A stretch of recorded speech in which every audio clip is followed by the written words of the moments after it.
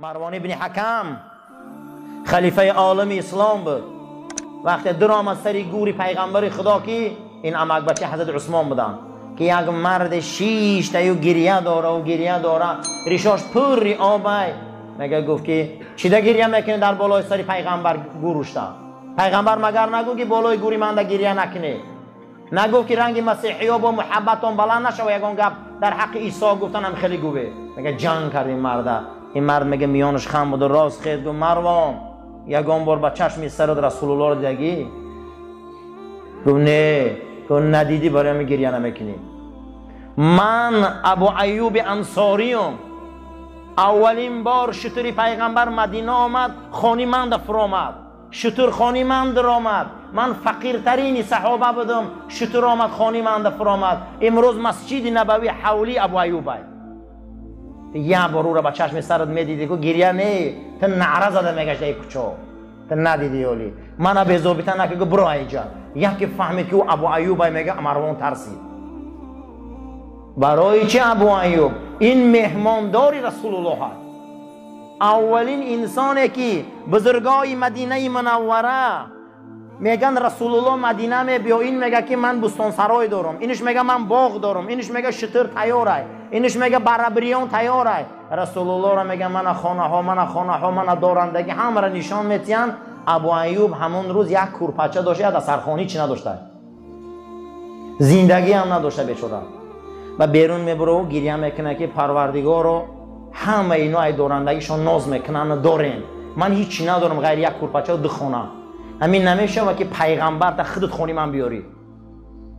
من به تو مراجعت میکنم که رسول تا خونی من بیار. بعد حضرت میبیام میگن شطوری پیغمبر الله جامش سر نمیتین بزرگای مدینه خونی ما حضرت میگن شطوری من سر تا کدام حولی ده درای خوره و همونجا جای منه. میگه وقتی شطور سر میتن از کوچه بای ها و دارنده ها میگذره کوچه فقیران میبیار راست حولی ابو ایوب انصاری میبیاد شتر همینجا خواب میروه که ابو ایوب میگه در حال همین شتر میگه در همونجا خواب بودن ده پیغمبر خدا را سیدکه هاش همین تا از همون شتر جدا میکنه خانهش میدروره. همین خمان عادتا همینه که میمون بیاید سیدکه هاش میدرورن که سیدکهش خونی من ده از همونجا داد میزنه که او چت گریه کنه تا ابو امی عبدالله مادر عبدالله زنشه ای کجا ده بیا که رسول الله خانه آمده. این روز مسجد نبوی خانه ابو ایوب انصاری ای امروز جسد رسول الله در خانه ابو ایوب خواه. بیا بنده خدا شویم بیا ای خدا طلب کنیم صدقاً ای الله طلب که رسول الله مهمونت میشه. امروز نبینین که او فقیر صحابه بود. امروز خانه رسول الله امروز جسد رسول الله مسجد رسول الله خانه ابو ایوب انصاری ای. ما این محمد بن عبدالله را ندیدیم لیکن ایمانش داریم باورش داریم و این ایمان و باور را میخواهیم که به گور بره. ما را توفیق ده ما میدانیم که مثل او 10 تن از یار بیشتی در ناخونشان برابر نمیشیم.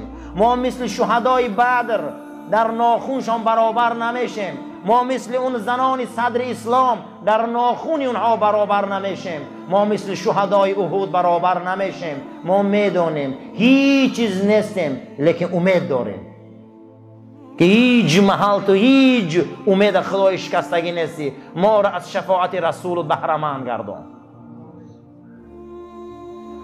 یک نعمت یک در یکی از غزوه های بنی مصطلق حضرت میگه در بالای تپه ایستاده بودن که صحابه را جمع میکردن به سوی لشکر کفر میرفتن. از مدینه منوره یک زن دیدن که در میانی بچه حق شمشیر تا میبنده بچهش وقتی حرکت کرده میبیا. حدیث امام ابو رافع روایت میکنه میگه بچه حقش میدوه زورش در شمشیر نمیرسه کودک دهنکی میغلطه با مادرش میخزانه که رو خطی هم اینا رو میگم میگه که با کودکک میدوه میگه همون را قبیدن نمیتونه با میبرداره. بعد از او حضرت گفتن که مادر آخین بچه تو ضرور نیست خطی ما در این غزوه باشه بچه تا برد همون خانت ایسته این قوه همون شمشیر برداری نداره. گفت حضرت امروز روز تاریخی است.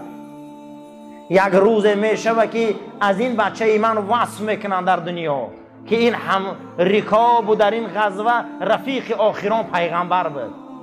بیگذار همه اوتون میبیاره، نونتون میبیاره، شتراتون هم میبنده، نگردون شما همون شمشیرش به زمین از قفای لشکر اسلام من روا. من به همین روزی ها را کلون کردم. میگه حضرت میگه دیگه نگردون. چه میگه؟ حتی میگه همون شمشیر تکش گرفتن نمیتونه. همین مادر که من روزی نیست میخونی من بیمون قصیدون بروا. یعنی مقصد چیه؟ اون روز زنان صدر اسلام او زنایی بودن که به این غیرت به این ناموسش زمین همه جنبوندن. قسم به خدا. این همین کودکایی که نمیتونن کردن میگه در تاریخ نامود میمونه. 1400 سال بعد ما در حدیثایی نمیخونیم مینولیم، گریه میکنیم که یاد از اونها میکنم. حضرت سعد ابن ابی وقاص میگه در جنگ بدر بدون نگاه میکنه میگه دودر میده حکیم دمی جنگ پناهی از من بجاش نیست در بین مردم. تو چی میکنی؟ ترا مادرم بد میبینه قطعی ما باشی تو میده ای. 13 ساله بوده.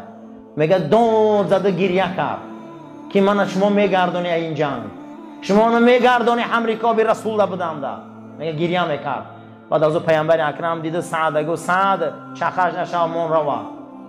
یکی از شهدایی که در بدر شهید شده همین کودک 13 ساله دادر سعد ابن ابی وقاص بوده است. مقصد چیه؟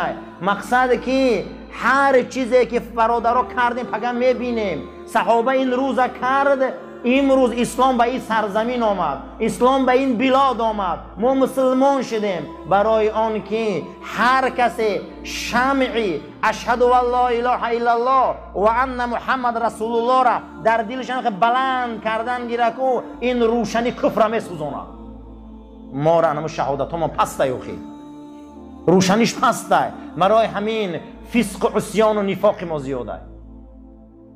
برای همین جناب پیغمبر از عمرو بن عاص میگه قصه کردن نتونست، میگه چشماش میگه پری آب میشه که شما ندیده، ما هیچ خدمت نکردیم، اما میخوایم که از گرمی شفاعتش روز قیامت با ما نصیب کنه. بعد از عمرو بن عاص گفت شما آفتاب تعریف کرده میتونه؟ گفتن نه. گفتن وای خدا آفتاب. گفته من هم هیچ گفتن نمیتونم، هر چیزی که من میگم وای بالا هیوخی نه که امید داریم. بعد گو کم ترک گم زن. گو همه ما می نشستیم، در بدن ما لباسی ساز نبود، در بالای خاکا کرپه ما خاکی بیابان بود، بالشت ما همون جیل تقیم اشترامان بود، اما مهر و محبت این رسول ما را از خانه هامان، از شهرامان، از منطقه هامان بیرون کرد. امروز ما اسلام به این سرزمین آوردیم. این مهر روز تا روز بلند می شود. ما شمشیرتایی در غلاف بودیم در حضور رسول اکرم. چه خیلی میخواست ما را ایمون غلاف بیرون میکرد، ما رنگ شمشیر بودیم در پیشش. اما هر وقتی که ما را بین مانده راست میشد و ما را نگاه میکرد، ما ابرمردای بوده مثل ابن ولید خالد، مثل عمر، مثل ابوبکر و علی و عثمان، مثل سعد، مثل اون شخصیت هایی که روم و فارس بزانو غلطاندیم. اگر پیش ما دم می آمد کو چه خیلی که در نمک آب میپرتاییم ما خیلی آب میشدیم. ما در پیش او ایستادن نمیتونستیم، از جذبه رسول الله میلرزیدیم. هم خیلی سیاست داشت میگه حضرت. وقتی میبر آمد دست و پای ما در لرزه بود، چشمای ما در قفس سینه بود. فقط میگفتیم که فرمان برداریم. فقط چی میگفتیم؟ فرمان برداریم. ما در حضور او گپ زدن نمیتونستیم.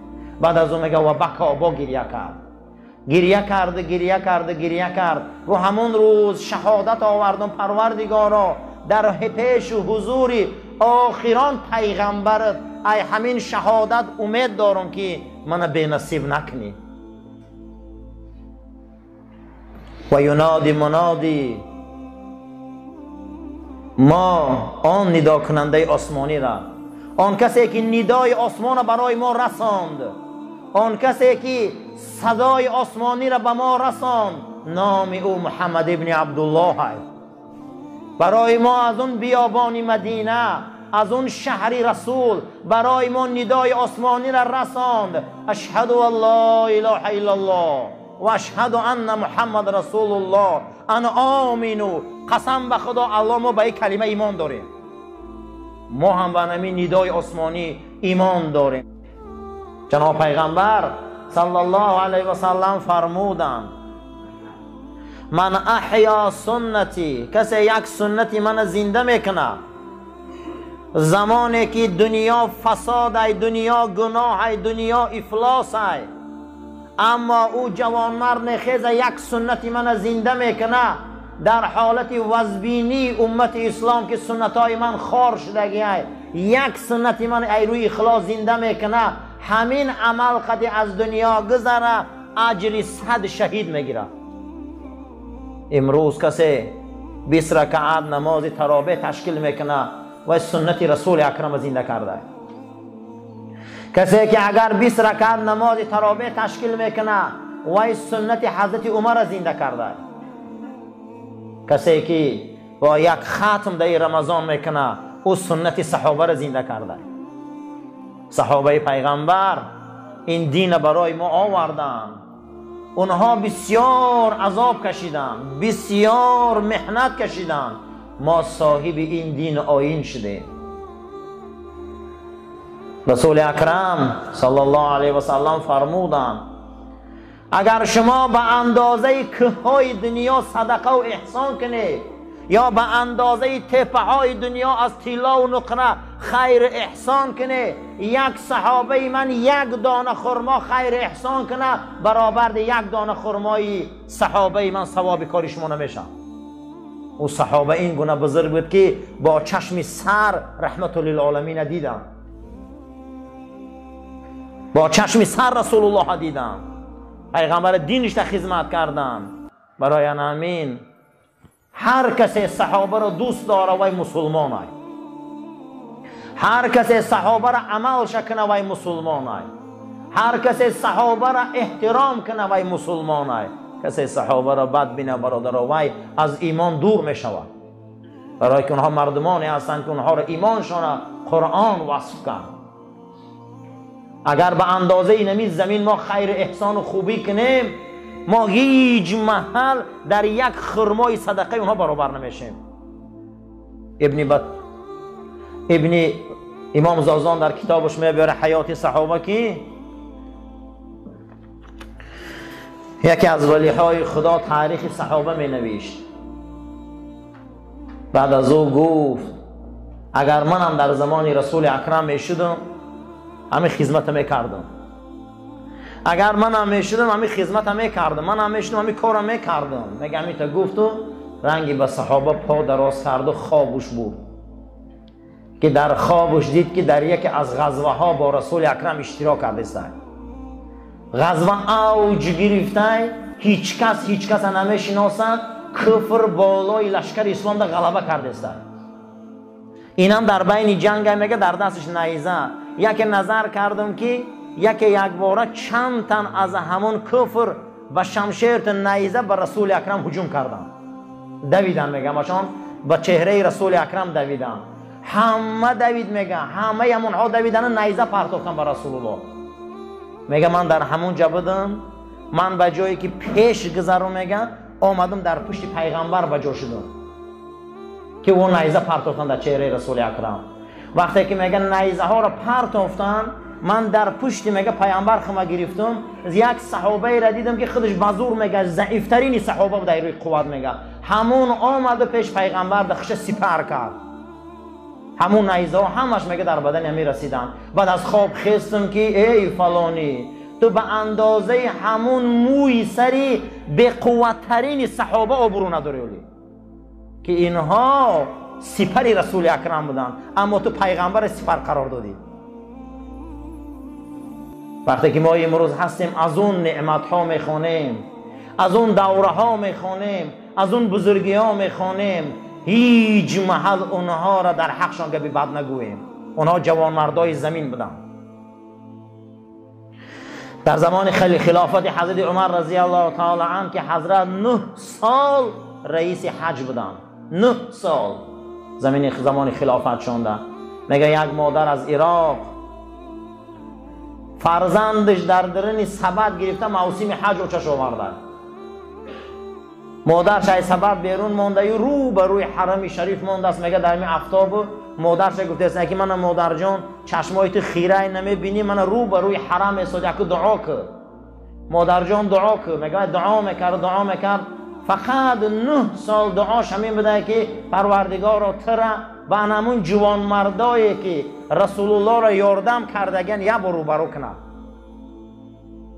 میگه دعا را کردن میگریف که همین حالت میگه مادر رو دست شده روش مالی در بیرالوالدینش امام زازان میبیارن، میگه مالیده گو بچم اطراف نگاه کن، من بوی جوان مردا را حس میکنم، همون جوان مردا در این نزدیکی ها هم. و میگه من نظر کردم که در پیش حتیم یک گروهی بزرگ آدمای ایستادیان، قداشون بلند، بدناشون نحیف، روغن نداره، لباسای سفید، ریشای کلان، بینیهای بلند، چشمای زیبا، مویهای جعده، همین نگاه میکنی میگه همشون هیبت دارن. تو ما در همین گونه آدما را دیدم در همه جای ایستادن. گفت تیز بینشان درا که صحابه رسولن. میگه اومدم پیشون که یکی از همونها در گیر جمع شدگی بودن، امیرالمومنین فاروق اعظم بوده. و میگه پرسید که چیکار کردی اینجا اومدی جوان؟ گفت مادرم دعا میکرد بوی مردای خدا رو حس میکنه مادر من. گفت کجا دای چند؟ گفت اینه در همون جا 9 سال همین دعا را میکنه که تر خداوند مشرف همون جوان مردا کنه.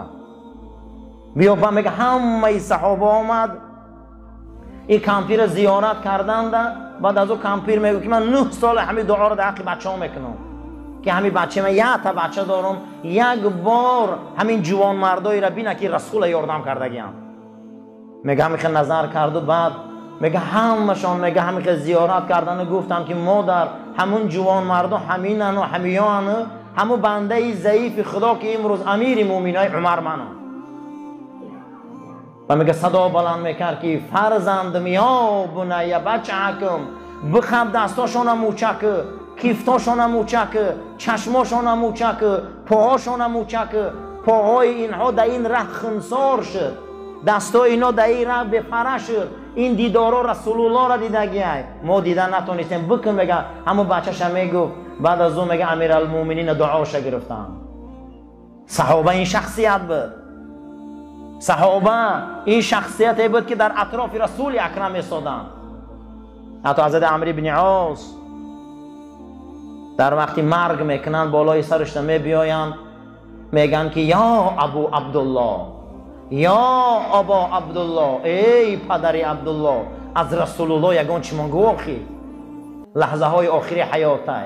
میگن نظر کردیم که روش طرفی دیوار گردان. گفتیم عمرو پسر عاص از رسول الله یگان چی منگو. بعد از اون میگه روش گرداند و چشماش کشاد، گو یگان تاریخ نقل کرد. گو من هیچ تاریخ نمیدانم در این دنیا، یک تاریخ میدانم که همون روز آمدم در پیشش بزانو زدم گفتم اشهد ان لا اله الا الله و ان محمد رسول الله. این میگه تاریخ میدانم. امید من به همین کلمه. دولت اسلام مصر آوردم، دولت اسلام تونس بردم، دولت اسلام در افریقا پهن کردم. هیچ تاریخ ندارم مگر کلمه شهادت دارم و خلاص. و گیریم از بحر اوه که پروردگارا اکنون من پیش تو رفتستم، امید دارم به همین کلمه که همون روز رسول تا دیده بودم. و گفتن که یگان قصه گبزن. گفت بیرون برای و آفتاب تماشا کنه که آفتاب به چشم سرش دیده میتونه. گفتن هیچ کس. گفت خداوند رسولش در قرآن گفت سراجا منیرا، این حبیب من محمد آفتابه. آفتاب هیچ که تعریف کنه نمیتونه. گفت این رسول الله رو هیچ که نمیتونه تعریف کرده. گفت ملالیم ما را اگر امت گیره یک نعمت های. ما ای بدنی گناهگار، زبانا گناهگار، دستا گناهگار، پاها گناهگار، هیچ خدمت هم نکردیم، اما امید داریم که ما در رسول مونیم. حضرت مقداد ابن اسود روایت میکنه حدیثی که از ابو هریره پرسیدم. ابو هریره یگان حدیث از رسول اکرم گمزن برای ما تا اینکه راحت کنیم. حضرت میگه در جواب گفتن که روز ما اصحاب صوفه بودیم. اصحاب صوفه در مدینه منوره مردمانی بودند که در صوفه پیغمبر میشیشتن. خدامان هم عادتا صوفه داره یا صرفه میگیم خدمت. میگه ما مردمانی بودیم که از اطراف صحابه ها آمده بودیم، در صوفه پیغمبر میشیشتیم. سحریا برای ما چی شیر باشه و چی خوراک و چی خرما مردم می آوردن که تا ما خریم راحت کنیم. و بعد از عقیب ذکر بدیم و دعا بدیم و درود بدیم و از عقیب آموختن علم در حضور رسول اکرم بدیم. روز رسول اکرم صلی الله علیه و سلم مادر آمدن پیش ما. حضرت مثل ماهتاب زیبا بودن همون روز، همین خشرو بودن. میگه پیش ما آمدن میگم ما خستیم بسیار. ما میگه لباس ما در بدن ما لباس های پشمین و پوستین بود. بسیاری حالات ها صوفی ها گفتن همه جا میگیرن. حالی بسیار آدم ها را تحقیر کرده صوفی میگن. کسی که اگر صوفی را تحقیر کنه ابو هریره را تحقیر کرده. کسی اگر صوفی گفته یک کسی اصال کنه اصحاب صوفه را تحقیر کرده. قسم به خدا. این علما میگن صوفی ها اینا اصحاب صوفه رسول اکرم بودن که اونا از یمن آمده بودن، از بحرین آمده بودن، از حبشستان آمده بودن، خانه و در نداشتن، در صوفه رسول اکرم میشیشتن. چی غذایی که می آوردن میخوردن، وظیفهشان فقط ذکر بود، وظیفهشان فقط یاد خدا بود. ابو هریره میگه من یک تسبیح داشتم، تسبیح من 1000 دانه داشت. اگر همون را تا بگه 10,000 نمی کردیم ما همون روز برای ما آرامی نبود. تسبیح هاشان یک کلمه توحید 10,000 بار می گفتیم. انا ما را اصحاب صوفه می گفتن. بسیاری علما صوفی گفته به همه ها مربوط میتیم. میشیشتیم ذکر میکردیم. ناگهان حضرت آمد میگه ما لباس های پشمین پوشیدگی بدیم دراز حتی بسیاری های ما ازارامون دریدگی بود. هیچی هم نبود میگه او زمان. حضرت آمد و گفت میخوای که شما را گپ زنم که یک چیز دلالت کنم و یک چیز نصیحتان کنم؟ میخوای نصیحتان کنم؟ گفتیم بله ای فرستاده خدا. البته. گفت که بازاری بدها کدام بود میره؟ 2 تا شتری ماده خوش رو خره و بیاره در خانتان فربه کنه، هر دش حمل گیرنه و برای شما یک تایی شتر بچه پیدا کنن در 1 سال که شما صاحب 4 شتر شوه که آن روز آبرو عزت مردم به شترداری بود. کدام دوست میداری؟ گفت که شترهای همون ساله تولد میکردگی را بگیره بیاره و در خانتان باید تایی شتر بچه کنه، فربه باشن. آیا دوست میداری همونه؟ هم از شیرش استفاده میبری، هم از پاروش، هم از گوشتش میخوای میفروشه. همین میفوره، هم خیلی برای شما باشه نعمت. بگو البته میفورم اون. البته.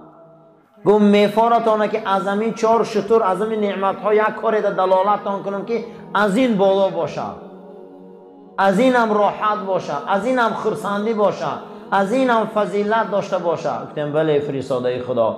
گو ماه شریف رمضان در آمد، هر باره که مسجد می درایه 2 آیت یا مسلمان نشان ته یا 2 آیت قرائت کنه، برابر ده انمو شترهای عرب و قیمتش بلند نزد خدا. هر کسی مسجد می درایه یک آدم قرآن نمی دانستگیره یک آیت نشان ته، یا خودتان 2 آیت خانه. زیرا رسول اکرم صلی الله علیه و سلم اصحاب صوفه را گفتند که از همون شترها فضیلت انمی کار بلنده. هر کسی مسجد می بیا یک برادری نمی دانستگیش قرآن 2 آیت هم باشه قرآن آموزه، یا اگر همین خیلی آدم نباشه خودش آموزه، خودش این همین 2 آیت خانه از 4 تا شتر ثوابش بلند بوده. بعد از حضرت گفتن میخواهی که شترها را زیاد کنی؟ بله حضرت. گو آیت ها را هم زیاد کنی. خشا به حال آدمایی که این شبا یه ورق قرآن میخوانن. خشا به حال انسان هایی که امروز این حدیث های گوهربار پیغمبر قدرش میرن.